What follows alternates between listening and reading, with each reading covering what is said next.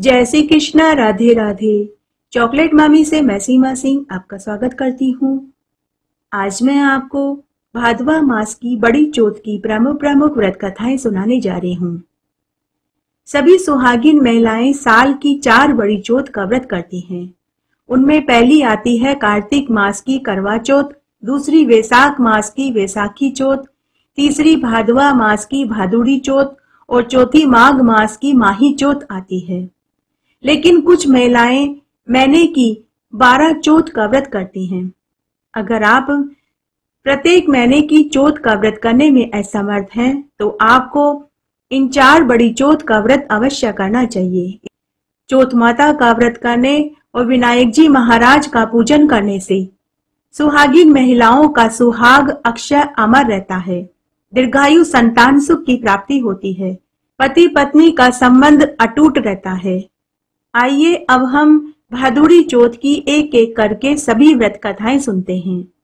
बोलिए चौथ माता की जय, बोलिए विनायक जी महाराज की जय। पहली कहानी इस तरह है। एक गांव में एक साहूकार दंपति अपने इकलौते बेटा बहू के साथ रहते थे। दोनों बाप बेटे कमाते नहीं थे। उनके बड़े बुजुर्ग खूब माल मलकियत धन जायदाद छोड़ कर गए थे। उसी से उनका गुजारा चलता था। साहूकार के बेटे की बहू जब विवाह होकर आई तो उसने जब देखा कि उसके ससुर और पति कमाते नहीं हैं, तब वह सोचने लगी कि अगर ऐसे हाथ पर हाथ धरे मेरे ससुर और पति बैठे रहेंगे, कोई काम धंधा नहीं करेंगे तो एक न एक दिन जमा धन खर्च हो ही जाएगा। तब हम क्या करेंगे? तो उसने एक उपाय बनाया। अब जब वह घर का और रसोई का गंदा कचरा पानी घर के बाहर फेंकने जाती तो उसे बाहर चबूतरे पर गांव की बड़ी बूढ़ी औरतें बैठी मिलती। वे औरतें साहूकार के बेटे की बहू से पूछती कि बहू आज भोजन में क्या खाया? तो वह कहती कि ठंडा बासी भोजन खाया है। अब बहू रोज उनके पूछने पर यही जवाब देने लगी। तब एक दिन उसके पति ने सुन लिया तो उसका पति उसी समय अपनी माँ के पास आया और अपनी माँ से पूछने लगा कि माँ, तुमने मेरी पत्नी को आज ठंडा बासी भोजन खाने को दिया था क्या? माँ ने कहा कि बेटा तू ऐसा क्यों पूछ रहा है? मैं तो रोज 4 थालियों में गरम गरम भोजन परोसती हूँ। बेटे ने कहा कि माँ, अभी जब तेरी बहू कचरा फेंकने घर के बाहर गई तो हमारी पड़ोसनों ने उससे पूछा कि बहू भोजन में क्या खाया? तो उसने पड़ोसनों से कहा कि ठंडा बासी भोजन खाया है। माँ, मेरी पत्नी ने उन्हें झूठ क्यों बोला? माँ ने कहा कि बेटा कल तू खुद ही देख लेना। दूसरे दिन बेटे ने अपनी माँ से कहकर खीर खांड का भोजन बनवाया और बेटा खुद सिरदर्द का बहाना बनाकर रसोई में सो गया। बेटे ने देखा कि उसकी माँ ने खीर खांड का भोजन बनाया और 4 थालियों में गरम गरम भोजन परोसा। उसकी पत्नी ने सास ससुर के साथ बैठकर गरम गरम खीर खांड का भोजन खाया। भोजन खाने के बाद हमेशा की तरह वह घर का और रसोई का कचरा फेंकने घर के बाहर गई। तभी उसका पति उसकी बात सुनने के लिए उसके पीछे पीछे चलने लगा। फिर से पड़ोसनों ने बहू से पूछा कि बहू आज भोजन में क्या खाया? तो उसने फिर से कहा कि ठंडा बासी भोजन खाया है। उसका पति उसके पीछे खड़ा यह सब सुन रहा था। वह मन ही मन सोचने लगा कि आज तो मैंने खुद देखा कि इसने खीर खांड का गरम गरम स्वादिष्ट भोजन खाया था, फिर इसने झूठ क्यों बोला? इसका पता तो मुझे लगाना ही पड़ेगा। वह कमरे में आकर लेट गया और अपनी पत्नी का कमरे में आने का इंतजार करने लगा। जब उसकी पत्नी रसोई का सारा काम निपटाकर रात्रि में कमरे में आई तो उसके पति ने अपनी पत्नी से आते ही पूछा कि आज हमने गरम गरम खीर खांड का भोजन खाया था। फिर जब पड़ोसनों ने तुझसे पूछा तो तूने ऐसा क्यों कहा कि ठंडा बासी भोजन खाया था? इसका क्या राज है? तो पत्नी बड़े ही सहज और मीठे शब्दों में बोली कि हे स्वामी, हम बड़े बुजुर्गों का जमा धन में से भोजन खा रहे हैं। आप और पिताजी तो कमाते ही नहीं हो, तो मेरे लिए तो यह भोजन बासी कुसी ही हुआ। अगर आप कमाते तो यह भोजन मेरे लिए गरम और ताजा होता। हे स्वामी, अगर आप कमाएंगे नहीं तो जमा धन एक न एक दिन खत्म हो ही जाएगा, जिस तरह कुएं का पानी खत्म होता है। उस दिन उसकी पत्नी की बात उसके पति के दिल में ठेस पहुंचा गई। उसे पूरी रात नींद नहीं आई।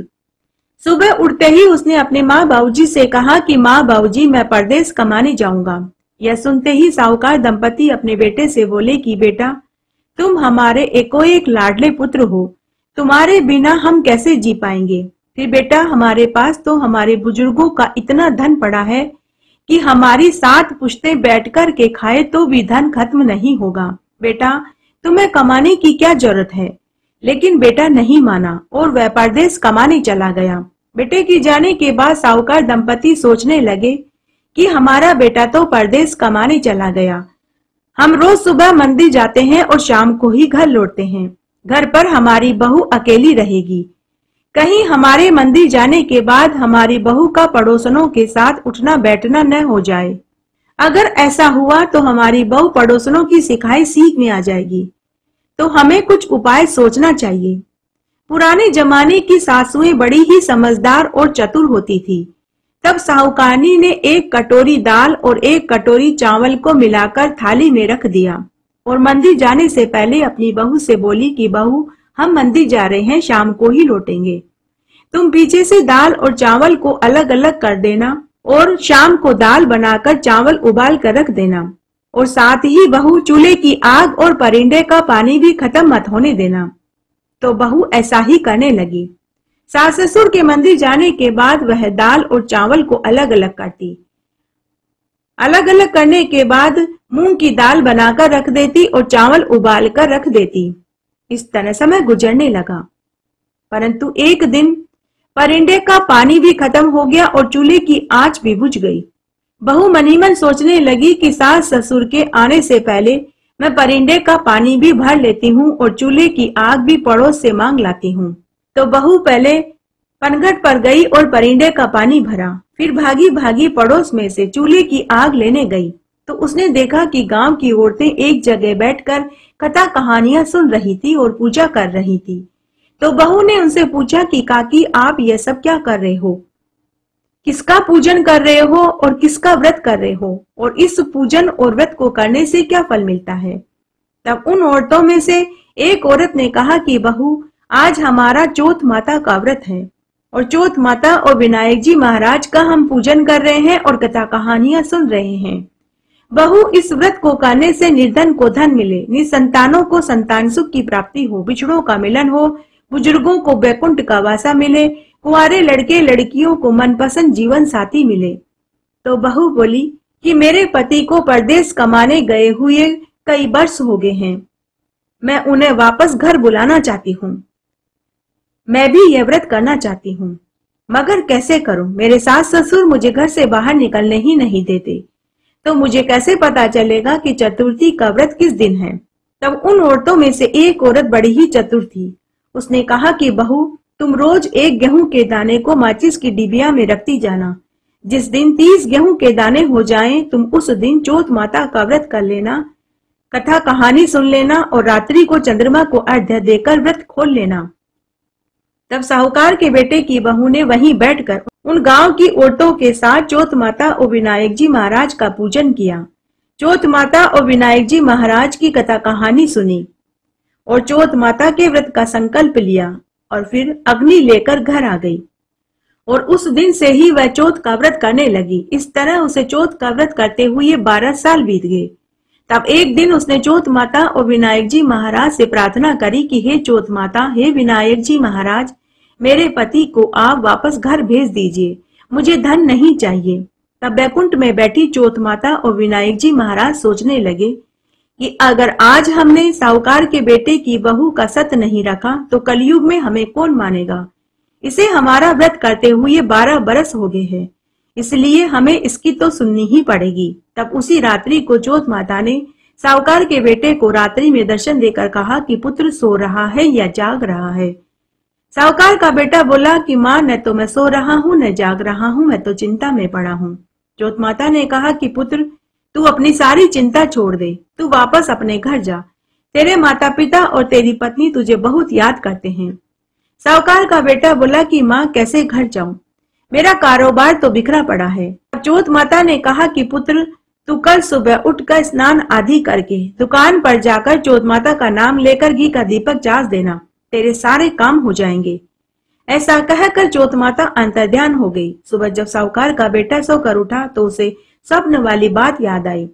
उसने स्नान आदि किया, दुकान पर जाकर चौथ माता का नाम लेकर घी का दीपक चास दिया तो रुपए देने वाले रुपए देंगे, लेने वाले लेंगे। एक ही दिन में महीने का कारोबार निमट गया। यह देखकर दुकान का मालिक भी बहुत खुश हुआ। तब साहूकार का बेटा दुकान के मालिक से बोला कि मालिक, अब मैं अपने माता पिता और पत्नी से मिलने के लिए घर जाना चाहता हूँ। मुझे घर छोड़े 12 बरस हो गए हैं। मुझे रोज रात्रि को मेरे माता पिता और पत्नी रोते हुए दिखाई देते हैं। दुकान के मालिक ने जब सुना तो मालिक ने खुशी खुशी उसका सारा हिसाब किताब कर दिया और उसे खूब सारा धन उपहार में दिया। उसके बाद साहूकार का बेटा धन लेकर घर जाने की तैयारी करने लगा तो वह जंगल के रास्ते से घर जा रहा था। तब एक जगह उसने देखा कि एक सर्प की पूंछ में आग लगी हुई थी। साहूकार के बेटे को सर्प पर दया आ गई तो उसने सर्प को बचाने के लिए उसकी पूंछ पर मिट्टी डाल दी, जिससे सर्प की पूंछ में आग तो बुझ गई, लेकिन वह सर्प क्रोधित हो गया। वह साहूकार से बोला कि अरे मूर्ख, मुझे सर्प योनि से मुक्ति मिलने ही वाली थी। मैं 100 साल का बूढ़ा बीमार सर्प था, मैं सब मरना चाहता था। तूने मुझे बचाकर अच्छा नहीं किया, अब मैं तुझे डसूंगा। साहूकार का बेटा सर्प से बोला कि हे नाग देवता, मैं 12 बरस बाद परदेश से धन कमाकर घर जा रहा हूँ। घर पर मेरे बूढ़े माता पिता और मेरी पत्नी इंतजार कर रहे हैं। एक बार मैं उनसे मिल लूं, फिर आप मुझे डस लेना। तो सर्प बोला कि तू तो घर जाकर पलंग पर सो जाएगा। मैं बूढ़ा बीमार सर्प हूँ, पलंग पर चढ़ नहीं पाऊंगा। तो साहूकार का बेटा बोला कि हे नाग देवता, मैं पलंग पर अपनी चादर लटका दूंगा। आप चादर पर चढ़कर पलंग पर आ जाना और मुझे डस लेना। तो सर्प ने स्वीकार कर लिया। सर्प ने उसे जाने दिया। साहूकार का पुत्र उदास मन से घर आया और दुखी होकर बैठ गया। साहूकार दंपति अपने पुत्र और बहू अपने पति को देखकर बहुत खुश हुई, लेकिन उदास देखा तो उन्होंने उदासी का कारण पूछा, लेकिन बेटे ने उदासी का कारण किसी को नहीं बताया। साहूकार दंपति ने सोचा कि हमारा बेटा यात्रा की थकान से उदास है, आराम करेगा तो सही हो जाएगा। उसके बाद साहूकार दंपति भोजन खाकर अपने कमरे में सोने चले गए, लेकिन उसकी पत्नी बड़ी ही समझदार थी। उसने अपने कमरे की पहली सीढ़ी पर कच्चा दूध का कटोरा भर कर रख दिया, दूसरी सीढ़ी पर मिठाई रख दी, तीसरी सीढ़ी पर बालू रेत बिछा दी, चौथी सीढ़ी पर गुलाब की पंखुड़ियां बखेर दी, पांचवी सीढ़ी पर उसने इत्र छिड़क दिया, छठी सीढ़ी पर उसने केसर कस्तूरी छिड़क दिया। इस तरह प्रत्येक सीढ़ी पर सांप के पसंद की सभी चीजें रख दी और सोने चली गई। बहू दिन भर की थकी हारी थी तो उसे लेटते ही नींद आ गई, लेकिन साहूकार के बेटे की आंखों में नींद कहाँ आने वाली थी। वह पलंग पर पड़ा पड़ा सब देख रहा था। अर्धरात्रि में सांप आया। उसने पहली सीढ़ी पर दूध का कटोरा भरा देखा तो उसने दूध पिया, मिठाई खाई, बालू रेत पर लौटने लगा, फिर गुलाब की पंखुड़ियों पर लौटने लगा, इत्र सूंघा, केसर कस्तूरी को सूंघा और फिर वह मन ही मन बोला कि अरे साहूकार के बेटे, तूने मुझे खुश तो बहुत किया, लेकिन मैंने तुझे डसने का वचन दिया था तो तुझे डसना तो पड़ेगा। फिर वह आगे कमरे में गया। ऊपर बैकुंठ में बैठी चौथ माता और विनायक जी महाराज ने साहूकार के बेटे की बहू का सत रखने के लिए ढाल और तलवार बनकर आ गए और सर्प के 4 टुकड़े करके उसे चारों दिशाओं में फेंक दिया और अंतर्ध्यान हो गई। तब सर्प की पूंछ वाला हिस्सा साहूकार के बेटे की जूतियों में जाकर गिरा। तब सर्प की पूंछ ने सोचा कि सुबह जब साहूकार का बेटा सोकर उठेगा और जूतियां पहनेगा तब मैं उसे डस लूंगा। तभी वहां कीड़ी नगरी से बहुत सारी चींटियां आ गई। चींटियों ने आपस में कहा कि यह साहूकार के बेटे की बहू रोज हमें आटा और चीनी खाने को देती थी, आज हमें इसकी सुहाग की रक्षा करनी ही चाहिए। तब सभी चींटियों ने सर्प की पूंछ पर हमला बोल दिया। कुछ ही क्षण में चींटियों ने सर्प की पूंछ को खाकर खोखला कर दिया और वापस अपनी नगरी में चली गई। साहूकार का बेटा पलंग पर पड़ा पड़ा यह सब कुछ देख रहा था। जब उसने देखा कि उसका बैरी दुश्मन सर्प मारा गया तो उसे बहुत खुशी हुई। उसने उसी समय अपनी पत्नी को जगाया और कहा कि मुझे नींद नहीं आ रही, मेरे साथ थोड़ी देर चौपड़ पासा खेल। दोनों देर रात तक चौपड़ पासा खेलते रहे। रात को देर से सोए तो सुबह जल्दी नहीं उठ पाए। उधर रोज की तरह साहूकार दंपति जल्दी उठ गए तो साहूकारनी अपने पति से बोली कि स्वामी, बेटा तो हमारा यात्रा की थकान से थका मांदा था, इसलिए सुबह जल्दी नहीं उठा, लेकिन आज तो हमारी बहू भी जल्दी नहीं उठी। चलो उनके कमरे तक चलकर उन्हें आवाज देकर जगाते हैं। दोनों साहूकार दंपति बेटा बहू के कमरे तक गए। कमरे की सीढ़ियों पर उन्होंने खून बिखरा हुआ देखा तो वे समझने लगे कि कोई उनके बेटा बहू को मारकर चला गया। तो वे जोर जोर से रोने चिल्लाने लगे कि कोई हमारे बेटा बहू को मारकर चला गया, कोई हमारे बेटा बहू को मारकर चला गया। माँ बाबूजी की आवाज सुनकर कमरे के भीतर से बेटा बोला कि माँ बाबूजी, हमारा बैरी दुश्मन मारा गया, आप खून की साफ सफाई करवा दो, हम बाहर आ जाएंगे। तब साहूकार दंपति ने नौकरों से कहकर सर्प के खून को साफ करवाया। तब बेटे ने अपने माता पिता से पूछा कि माँ बाबूजी, आप दोनों में से किसी ने मेरी दीर्घ आयु के लिए कोई व्रत उपवास दान पुण्य किया था क्या? अगर किया था तो क्या किया था? तो साहूकार दंपति अपने बेटे से बोले कि बेटा, हमने तो कोई व्रत उपवास और दान पुण्य नहीं किया। तो बहू बोली कि माँ बाबूजी, मैंने किया था, मैं 12 साल से चौथ माता का व्रत और पूजन कर रही हूँ। तो सास बोली कि बहू, तूने कब किया? मैं तो रोज तुझे 4 समय का भोजन देती थी। तो बहू ने कहा कि सासू माँ, मैं महीने की चतुर्थी के दिन व्रत रखती थी। उस दिन सुबह का खाना गाय को देती, दोपहर का खाना मैतरानी को देती, शाम का खाना उटियाड़े में गाड़ देती थी और रात्रि का खाना चंद्रमा को अर्घ्य देकर खुद खाती थी। अगर आपको यकीन नहीं तो आप पूछ सकते हैं। तब गाय से पूछा गया तो उसके मुंह से पलाश के फूल झड़ने लगे। मैतरानी से पूछा तो उसने कहा कि सेठ सेठानी जी, आपकी बहू महीने में एक दिन मुझे दोपहर का भोजन खाने को देती थी। उटियाड़े को खोद कर देखा गया तो उसमें रोटियां सोने के सिक्कों में बदली हुई मिली। तो सास ने अपनी बहू के चरण पकड़ लिए और बोली कि बहू, तू तो बड़ी ही बड़भागी है, तेरी वजह से आज मेरा पुत्र जीवित है। उसके बाद जब दोबारा चौथ का व्रत आया तो बहू के साथ सास ने भी चौथ माता का व्रत किया। बोलिए चौथ माता की जय, बोलिए विनायक जी महाराज की जय। आइए अब हम भादुड़ी चौथ व्रत की दूसरी सबसे ज्यादा सुनी जाने वाली व्रत कथा सुनते हैं। एक बार बहुत छोटा सा गांव था। उस गांव में एक बुढ़िया माई अपने बेटे के साथ रहती थी। उसके बेटे का नाम ग्वालिया बछालिया था। उसका बेटा जंगल से लकड़ी बीन कर लाता और शहर में बेचता था, उसी से उनका गुजर बसर चलता था। बुढ़िया माई चौथ माता की परम भक्त थी। वह महीने की चौथ का व्रत करती थी। यह व्रत अपने बेटे की लंबी उम्र और खुशहाली के लिए करती थी। वह अपने बेटे की लाई लकड़ियों में से रोज 2 लकड़ी उठाकर अलग रख देती और चौथ के व्रत वाले दिन उन लकड़ियों का गट्ठर बनाकर शहर में बेच देती। उन पैसों से वह आटा, देसी घी, गुड़ खरीद कर लाती और 5 मालपुए बनाती।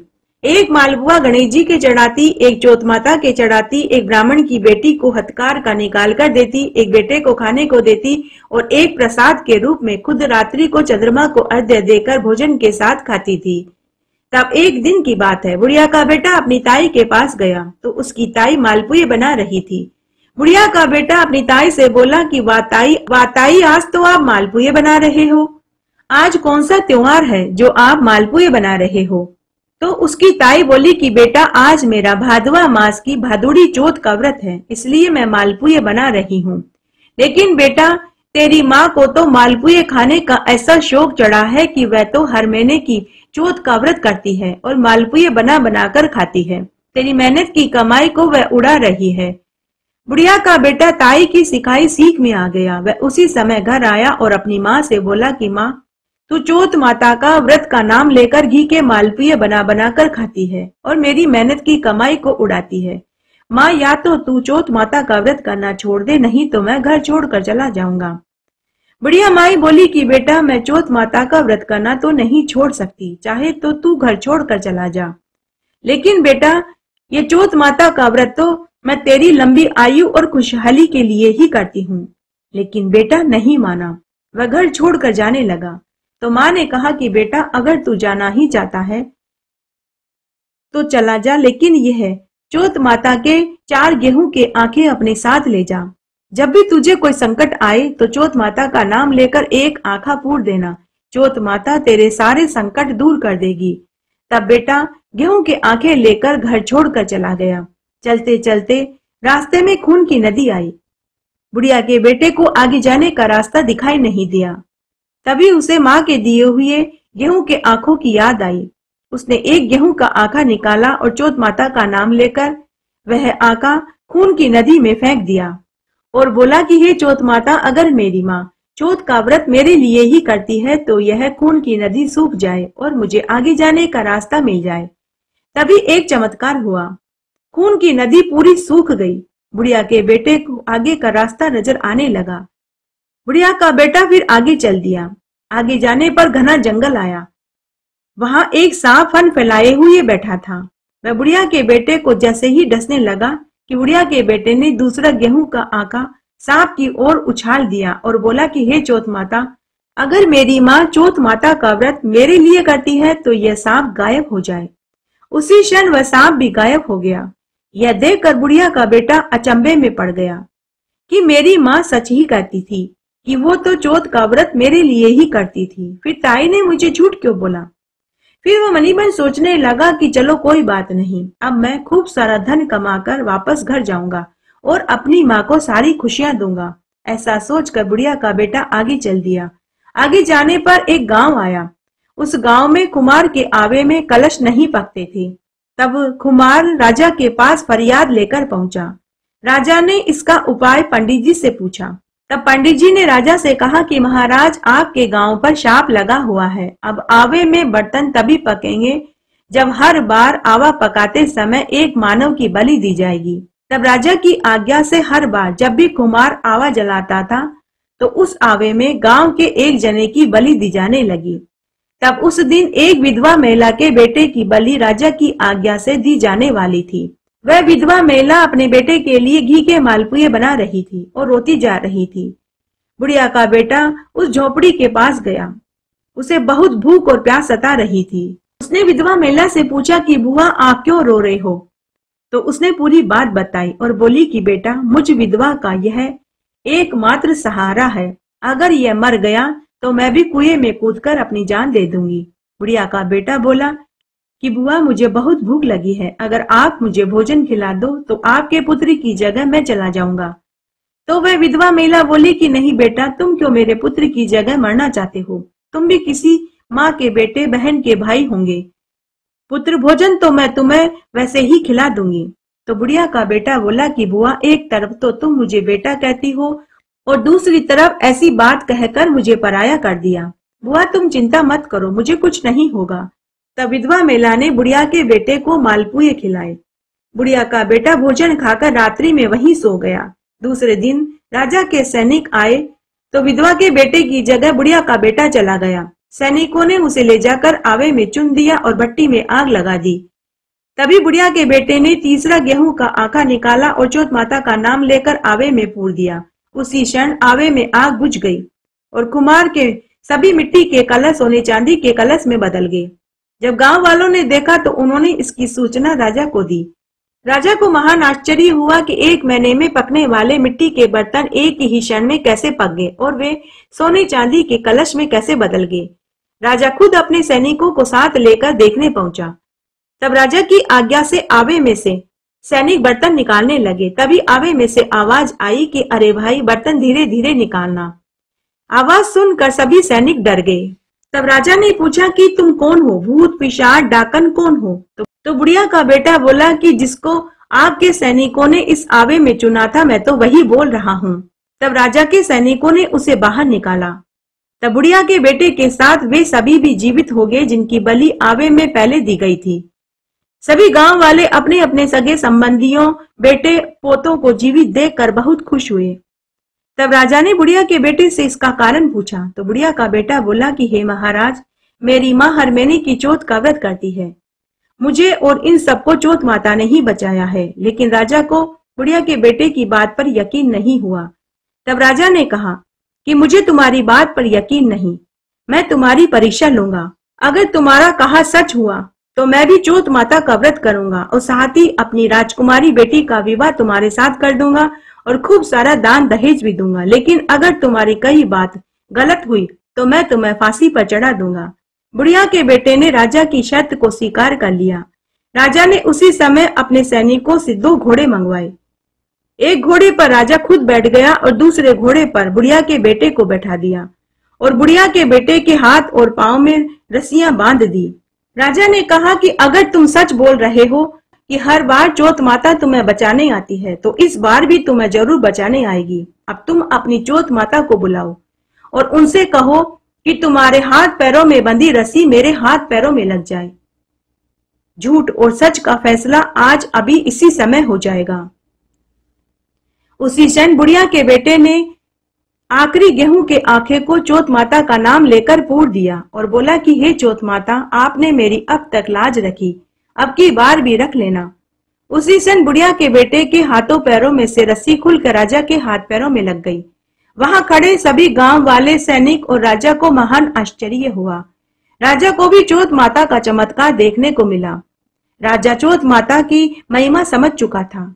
राजा के साथ वहां खड़े सभी लोगों ने चौथ माता के नाम का जयकारा लगाया। बोलिए चौथ माता की जय, बोलिए विनायक जी महाराज की जय। फिर राजा को अपना वचन पूरा करना पड़ा। राजा ने अपनी पुत्री का विवाह बुढ़िया के बेटे से करा दिया और खूब सारा दान दहेज, हाथी घोड़े ऊंट लाव लश्कर दास दासियों के साथ रथ में बैठाकर अपनी बेटी और जवाई को विदा कर दिया। और राजा ने संकल्प लिया कि अब से मैं भी हर महीने की चौथ का व्रत किया करूंगा। जब बुढ़िया का बेटा अपनी पत्नी के साथ रथ में बैठकर पूरे लाव लश्कर के साथ गांव की पनघट पर पहुंचा तो पनघट पर उस समय बहुत सी पनिहारें पानी भर रही थी। तो उनमें से एक पनिहारिन भागी भागी बुढ़िया के घर गई और बोली कि अरे बुढ़िया, तेरा बेटा खूब सारा धन लाव लश्कर लेकर तेरी बहू के साथ रथ में बैठकर आ रहा है। बुढ़िया ने कहा कि अरे क्यों मेरा मजाक उड़ाती है, मेरे बेटे को गए तो बहुत दिन हो गए हैं। पनिहारिन ने कहा कि अरे बुढ़िया माई, न तो मैं झूठ बोल रही हूँ और न ही मैं तेरा मजाक उड़ा रही हूँ, मैं सत्य कह रही हूँ। तभी बुढ़िया को दूर धूल उड़ती हुई दिखाई दी। थोड़ा आगे आने पर उसे बेटा बहू आते दिखाई दी। बुढ़िया ने आरती की थाली जमाई और अपने बेटा बहू की आरती करी और घर में लिया। गांव की स्त्रियों को बुलाकर मंगल गीत गवाए, पूरे गांव में लड्डू बांटे। तब बुढ़िया का बेटा अपनी माँ के चरण पकड़कर बैठ गया और बोला कि माँ, यह सब तेरी चौथ माता के व्रत के प्रताप से हुआ है। हे चौथ माता, जैसे आपने बुढ़िया को उसके व्रत का फल दिया, बेटा बहू धन दौलत सुख दिया, वैसा सबको देना। कहानी कहने वाले को, सुनने वाले को और हुक्कारा भरने वाले को।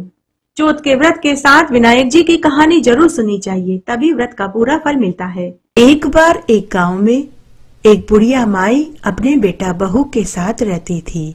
बुढ़िया के बेटे की शादी को 10 महीने ही हुए थे। बुढ़िया माई बड़ी ही चालाक थी। वह अपनी बहू को सुबह की रोटी शाम और शाम की रोटी सुबह खाने को देती थी। बहू ने पीहर में भी कभी ठंडी रोटी नहीं खाई थी, तो उसे ठंडी रोटी अच्छी नहीं लगती थी। वो एक रोटी ही खाकर रह जाती थी। बहू रोज कुएं पर पानी भरने जाती, तब वहां सभी औरतें बैठकर बातें करती थी। उस दिन गणेश चतुर्थी थी। सभी आपस में बातें कर रही थी। कोई कह रही थी कि आज मैंने गणेश चतुर्थी पर खीर पूड़ी बनाई, तो कोई कह रहा था कि मैंने तो पुए पकौड़ी और मालपुए बनाए, तो कोई कह रहा था कि मैंने तो स्वादिष्ट घेवर खाए हैं। बुढ़िया की बहू चुपचाप सबकी बातें सुन रही थी। तब सभी ने उससे पूछा कि अरे बहन, तुम चुप क्यों बैठी हो? तुम भी तो बताओ, तुम्हारे घर में आज क्या बना है? तो बहू बोली कि मेरी सास मुझे रोज सुबह की रोटी शाम और शाम की रोटी सुबह खाने को देती है। शादी के बाद मैंने गरम भोजन चखा ही नहीं, तो मैं क्या जानूं गरम रोटी का स्वाद क्या होता है। तब एक पड़ोसन को उसके ऊपर दया आ गई। वो बोली कि बहन, कल मैं तेरे घर आऊंगी और तुझे खाने का निमंत्रण दूंगी। कल तू मेरे घर गरम रोटी खाने आ जाना। तब दूसरे दिन पड़ोसन बहू के घर गई और उसकी सास से बोली कि माँ जी, मैंने सुहागिनें जिमाई हैं, तो आप अपनी बहू को मेरे घर भोजन करने भेज देना। तो बुढ़िया माई बोली कि ठीक है, भेज दूंगी। जैसे ही बहू तैयार होकर पड़ोसन के घर भोजन खाने जाने लगी तो उसकी सास ने कहा कि बहू कहाँ जा रही है, जा कमरे के भीतर जा। ऐसा कहकर बुढ़िया माई ने बहू को कमरे में बंद कर दिया और खुद पड़ोसन के यहाँ भोजन खाने चली गई। पड़ोसन ने बुढ़िया माई को देखा तो कहा कि माँ जी, आपकी बहू कहाँ है? तो बुढ़िया ने कहा कि मेरी बहू के पेट में दर्द हो रहा था, इसलिए मैं ही भोजन करने आ गई। पड़ोसन बेचारी कुछ नहीं बोली। उधर बहू का रो रो कर बुरा हाल हो रहा था। वह खुद की किस्मत को कोस रही थी और रो रही थी कि तभी उसका पति आ गया। उसने अपनी पत्नी को कमरे में बंद देखा तो पूरी बात पूछी। तो पत्नी ने अपने पति को पूरी सच्चाई बताई कि तुम्हारी माँ मुझे गर्म भोजन खाने को ही नहीं देती। जब आज पड़ोसन ने मुझे खाने के लिए बुलाया तो मेरी जगह तुम्हारी माँ चली गई। उसका पति अपनी माँ को अच्छे से जानता था, वो भी अपनी माँ से डरता था, लेकिन फिर भी उसने कुछ नहीं कहा। तब पति ने अपनी पत्नी से कहा कि कल सुबह मैं तुम्हें गर्म भोजन खिलाऊंगा।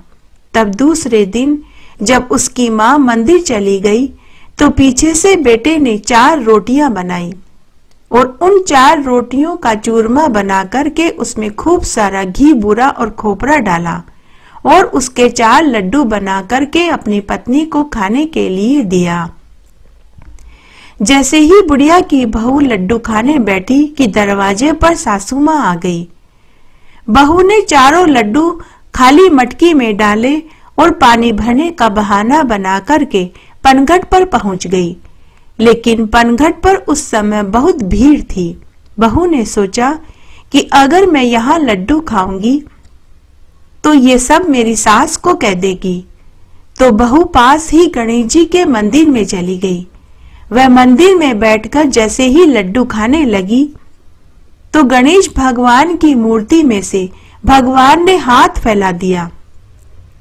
तो गणेश भगवान ने हाथ फैलाकर बहू से लड्डू मांगा।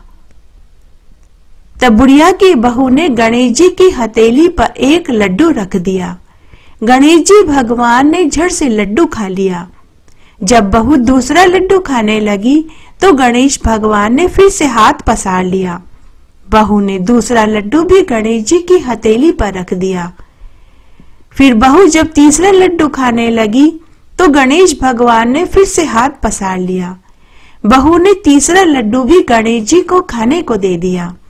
जब बहू चौथा लड्डू खाने लगी तो गणेश भगवान ने वापस हाथ फैला लिया। तब बहू बोली कि देखो गणेश जी भगवान, घर पर मुझे मेरी सास गरम खाना खाने को नहीं देती और यहाँ पर आप मुझे खाने नहीं दे रहे। मैंने आपको 3-3 लड्डू दे दिए, लेकिन अब मैं ये चौथा लड्डू आपको खाने को नहीं दूंगी, यह तो मैं ही खाऊंगी। तब बुढ़िया की बहू चौथा लड्डू खुद खा गई। उधर गणेश भगवान का हाथ फैला हुआ ही रह गया। बहू लड्डू खाकर घर आ गई। उधर गणेश मंदिर में जैसे ही पुजारी आया और गणेश भगवान का हाथ फैला हुआ देखा तो वह मन ही मन सोचने लगा कि जरूर कोई प्रलय आने वाली है, इसीलिए गणेश भगवान ने हाथ फैला रखा है। पूरे गांव में यह खबर आग की तरह फैल गई। फिर राजा के पास भी यह खबर गई। तब राजा ने यह ऐलान करवाया कि जो भी गणेश भगवान के हाथ को सीधा कर देगा उसे 500 स्वर्ण मुद्राएं दी जाएगी। तब बड़े बड़े पंडित ज्ञानी महात्मा आए, बड़े बड़े यज्ञ हवन किए गए, भंडारे किए गए, लेकिन सब बेकार रहा। जब यह बात बुढ़िया की बहू को पता चली तो बुढ़िया की बहू अपने पति और सास से बोली कि गणेश भगवान के हाथ को मैं सीधा करवा दूंगी। आप राजा से कह दो कि वह हमारे घर से लेकर मंदिर तक जाजम बिछा दे, कनात लगवा दे और उस समय मंदिर में कोई भी न रहे। तब बुढ़िया और उसका पति बोला कि अरे बड़े बड़े ज्ञानी पंडित महात्मा कुछ नहीं कर पाए तो क्या कर लेगी। लेकिन बहू ने कहा कि जैसा मैं कहती हूँ आप वैसा ही कीजिए। तब सास राजा के पास महल में गई और बोली कि महाराज, मेरी बहू गणेश भगवान के हाथ को सीधा कर देगी, लेकिन उसकी एक शर्त है कि हमारे घर से मंदिर तक जाजम बिछा दी जाए, कनात लगवा दी जाए, और उस समय जब मेरी बहू मंदिर में हो तो कोई भी मंदिर के भीतर न रहे। तब राजा ने कहा कि ऐसा ही होगा। तब बुढ़िया के घर से लेकर मंदिर तक जाजम बिछाई गई, कनात लगवाई गई। लेकिन राजा ने सोचा कि छुपकर देखना चाहिए कि क्या माजरा है। तब राजा पहले से ही मंदिर में छिपकर बैठ गए। तब बहू मंदिर में आई। मंदिर में आकर उसने दरवाजा बंद कर लिया और गणेश भगवान से बोली कि देखो गणेश जी भगवान, मैंने शादी के बाद कभी गर्म भोजन नहीं खाया। मेरी सासू माँ मुझे सुबह का खाना शाम को और शाम का खाना सुबह देती है। जब पड़ोसन ने मुझे खाने का न्योता दिया तब भी मेरी जगह मेरी सास चली गई। तो फिर जब मेरे पति ने मुझे चूरमे के 4 लड्डू बनाकर के दिए तो उनमें से मैंने 3 लड्डू आपको खाने को दिए। अगर चौथा लड्डू मैंने खा लिया तो क्या गुनाह कर दिया। तब गणेश भगवान बोले कि बेटी, मैं तो तेरी परीक्षा ले रहा था, मैं तो तेरा अगला जन्म सुधार रहा था ताकि तेरा अगला जन्म सुधर जाए। तब बहू बोली कि हे गणेश जी भगवान, मैं अनपढ़ गंवार इन सब बातों को क्या जानूं, मुझसे गलती हो गई, लेकिन अब आप अपना हाथ सीधा कर लीजिए, मेरी जग हंसाई मत कराइए। तभी गणेश जी भगवान ने अपना हाथ सीधा कर लिया। बहू गणेश जी भगवान को प्रणाम करके घर आ गई। राजा ने पूरी बात सुन ली। तब राजा ने सिपाही भेजकर बहू और उसके पति और उसकी बुढ़िया माँ को महल में बुलवाया। राजा ने बुढ़िया से कहा कि अरे बुढ़िया माई, मैंने सुना है कि तू अपनी बहू को गर्म भोजन खाने को नहीं देती, इसलिए मैं तुझे जेल की सजा सुनाता हूँ। लेकिन बहू राजा से बोली कि हे महाराज, सास तो माँ के समान होती है, आप उन्हें जेल की सजा मत सुनाइए। तब राजा ने बुढ़िया से कहा कि अरे बुढ़िया माई, मैं तुझे एक शर्त पर छोड़ सकता हूँ।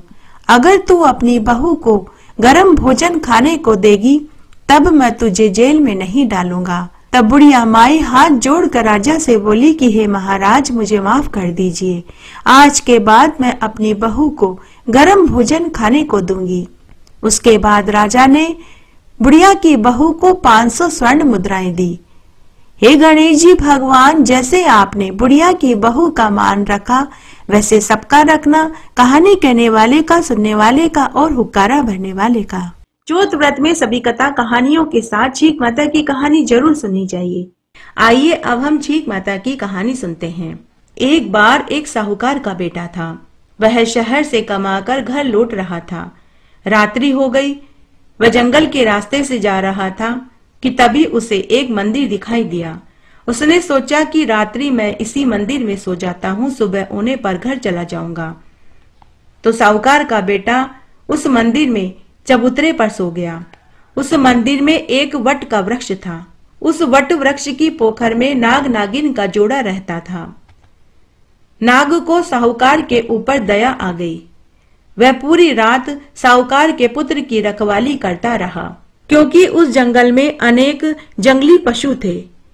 वे कभी भी आकर उस साहूकार के पुत्र को खा सकते थे। इसलिए नाग पूरी रात जागकर साहूकार के पुत्र की रखवाली कर रहा था।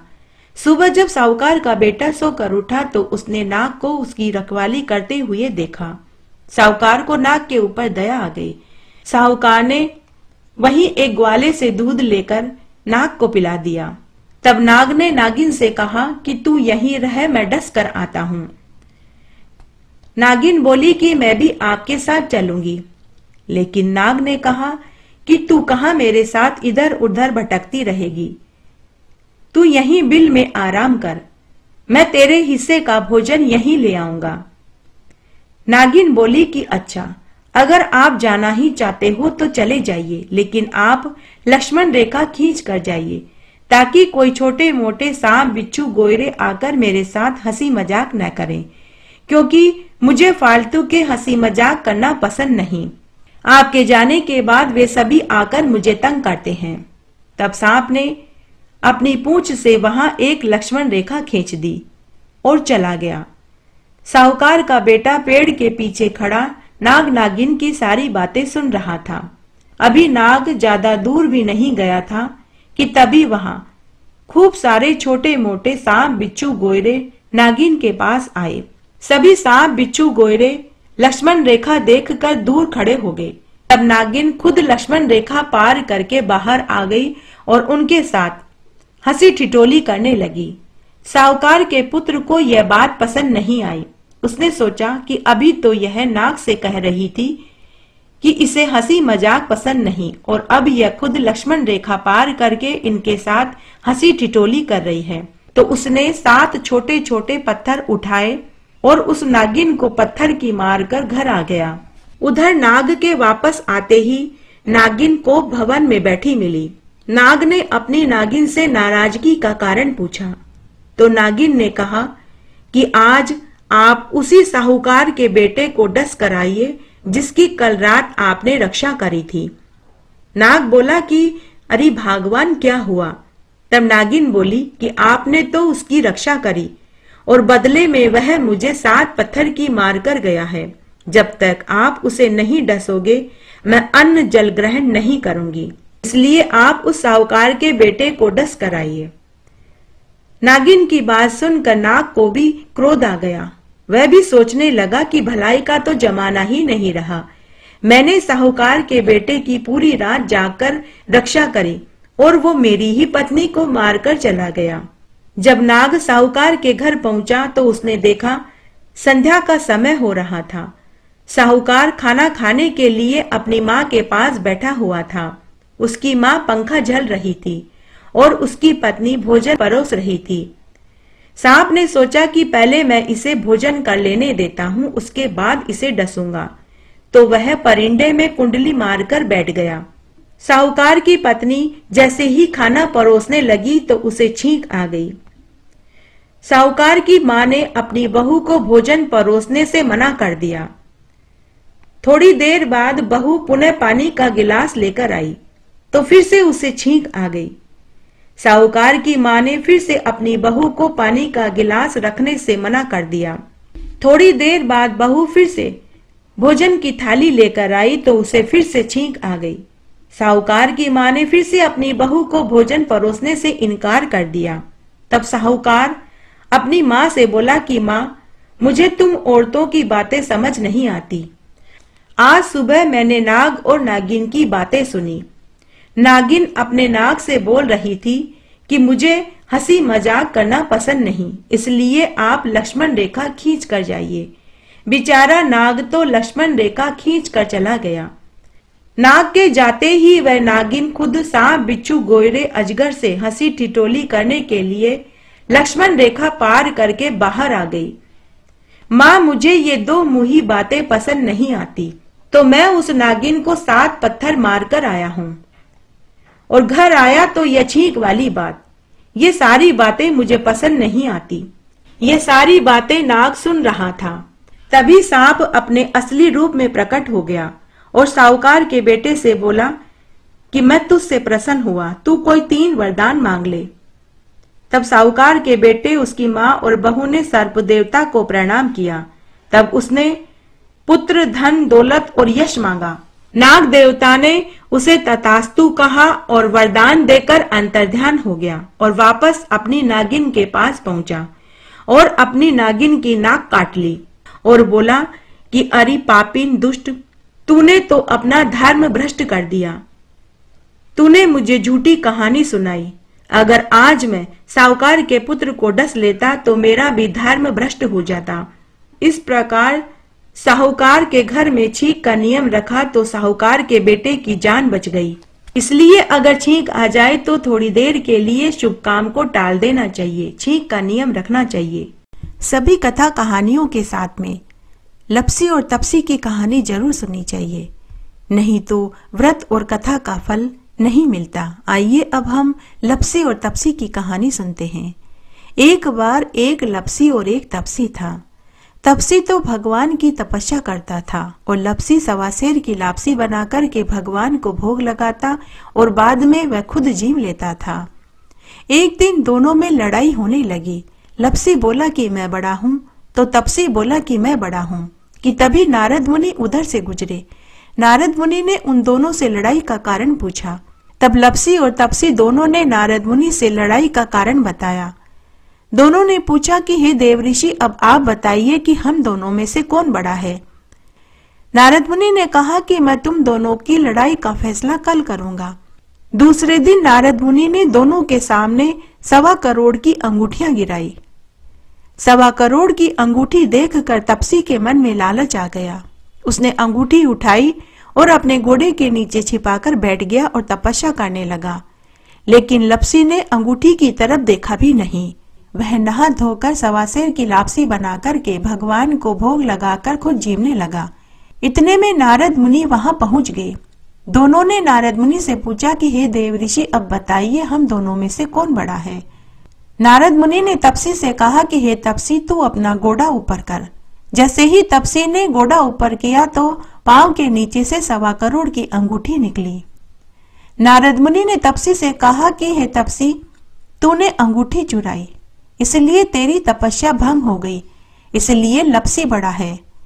यह सुनकर तपसी दुखी हो गया और दुखी मन से नारद मुनि से पूछने लगा कि हे देवऋषि, अब मुझे मेरी तपस्या का फल कैसे मिलेगा। नारद मुनि ने तपसी से कहा कि जो कोई भी रोटी बनाकर के बाटियां नहीं बनाएगा तो फल तुझे मिलेगा। ब्राह्मण जिमा करके उसे दक्षिणा नहीं दी तो फल तुझे मिलेगा। बहन बेटियों बुआ भतीजियों को साड़ी देकर ब्लाउज नहीं दिया तो फल तुझे मिलेगा। दिया से दिया जलाया तो फल तुझे मिलेगा। सीधा देकर ब्राह्मण को दक्षिणा नहीं दी तो फल तुझे मिलेगा।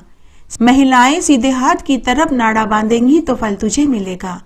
मकान बनवा कर के थली नहीं बनवाई तो फल तुझे मिलेगा। और कोई सा भी व्रत हो, सभी कथा कहानियों के साथ में लपसी और तपसी की कहानी नहीं सुनी तो फल तुझे मिलेगा। ऐसा कहकर नारद मुनि चले गए। इसलिए सभी कथा कहानियों के साथ लपसी और तपसी की कहानी जरूर सुननी चाहिए। आड़ी बाड़ी सोनारी बाड़ी, जिमे बैठी कान कुंवारी काई पूजे, दशा माता की बाड़ी पूजे, दिहाड़ी बाड़ी की बाड़ी पूजे, गजानन भगवान की बाड़ी पूजे, विष्णु भगवान की बाड़ी पूजे, सूरज भगवान की बाड़ी पूजे, सत्यनारायण भगवान की बाड़ी पूजे, तुलसी माता की बाड़ी पूजे, पथवारी माता की बाड़ी पूजे, धर्मराज जी की बाड़ी पूजे, पोपा भाई की बाड़ी पूजे, राम लक्ष्मण सीता माता की बाड़ी पूजे, विश्राम भाव जी की बाड़ी पूजे, संतोषी माता की बाड़ी पूजे, माउस भगवान की बाड़ी पूजे, एकादशी भगवान की बाड़ी पूजे, 33 कोटि देवी देवताओं की बाड़ी पूजे। बाड़ी पूजे से काई होवे, अन्न होवे, धन होवे, लक्ष्मी होवे, रिद्धि होवे, सिद्धि होवे, साईं जी को साज होवे, पुता को परिवार होवे, पोता होवे, दोहिता होवे, दोहिता के लिए खीर खांड रांधे, पोता बहू के लिए राबड़ी रांधे, खाटी लागे राबड़ी, मीठी लागे खीर, चढ़ी चढ़ाई लेकी आवे, गोरी ढूंढ विनायक, ढूंढा भरा भांडना, सोना का ढाकना, रिमता चिमटा दूध सराद्या, बहू परोस सासू जी में, सासू परोस बहू जी में, सासू खाट लिया बहू पाट लिया, मंदरिया मंदराली बात, गले टके का हार, या बात कटे की है, अमूल्या की डाल की कहवे, सरोवर की पाल की कहवे, अन्न के आटे की कहवे, जल के लोटे की कहवे, तुलसी के क्यारे की कहवे, 4 भाई बहन की कहवे, जो मिले तो नगर नोता, नगर न बन पावे तो 12 मन का लाडू करे, 12 मन का लाडू न बन पावे तो 6 मन का लाडू करे, 6 मन का लाडू न बन पावे तो 1.5 मन का लाडू करे, 1.5 मन का लाडू न बन पावे तो 1 मन का लाडू करे, 1 मन का लाडू न बन पावे तो 12 महीने की बात लेकर 12 सेर का लाडू करे, 6 महीने की बात लेकर 6 सेर का लाडू करे, 12 सेर में 3 सेर गुड़, 3 सेर घी, 6 सेर आटा लेकर 12 सेर का 12 लाडू करे। एक पानी की पनिहार की, एक रमता बालक न देवे, एक गाय का ग्वाला न देवे, एक सास की, एक बेटे की, एक बहू की, एक माँ की, एक बहन की, एक भाई की, एक पुरानी औरत, एक छाने की छड़ियार, एक दशा माता के गड़े रखे, एक तुलसा के क्यारे में रखे, एक समय व्रत करे, खाओ जो कर्म को, पाठ जो धर्म को, या बात कहवे, खाटी मूली छाछ दे, गलोड़ी में घी दे, तलोड़ी में तेल दे, ख्वाजा को फड़को दे, पापड़ को तड़को दे, जड़ूलो पूत दे सासू जी को पसंद दे, बहू को जीवन दे, दोरानी जेठानी खम्मा खम्मा करे, बोल बोलनी पाड़ोसन दे, तलिया गुणी गोबर दे, चोरनी आकानो आका चोरिया, थारा घर को धर्म थाने लगे, मारा घर को धर्म मने बढ़ाओ, पीपल पूजो पनोती भर भर, मोतिया को थाल दुख दर्द कम कर जो, राज पाट दीजो, ऊटो बहू बेटी गीलो सुको कामण गाओ, कामण की आवे हाथ, स्त्री रो कूचो मरद रहात, गल मोत्यारो हाथ, 33 कोटि देवी देवताओं ने नमस्कार। उठो भाई तपसी, जीमो भाई लपसी, भाई को थान भाभी को मान, थाना थाकी वार्ता को फल, माना माँ की कथा कहानी और व्रत को फल। अर्घ्य देते समय बोलना चाहिए सोनाकी से सांकली, गलमुत्ता को हार, चौबाती को दीवलो, 4 प्रहर की रात, आम तले मारो सासरो, नीम तले मारो पीर, चारू गेला यू बव जाए कीड़ी की सिनार, भादवा मास की चांद ने अर्घ देवता जीवो पूत वीर भरता। और दूसरा आप इस तरह भी बोल सकते हैं, चांदा हेलो उगियो हरियाबास कटाए, साजन बबार ने आकापाती लाल, सोना की सी साकली गलमत्या कुहार, भादवा चौथ का चांद ने अर्घ देवता जीवो वीर पूत भरतार। इस तरह आज हमने एक एक करके भादुड़ी चौथ व्रत में सुनी जाने वाली सभी कथा कहानियां सुनी। आशा करती हूँ इन कथा कहानियों को सुनने का आपको संपूर्ण फल प्राप्त होगा। मेरे साथ बने रहने के लिए आपका धन्यवाद। आगे आने वाली कथा कहानी के लिए भी आप इसी तरह मेरे साथ बने रहें। धन्यवाद।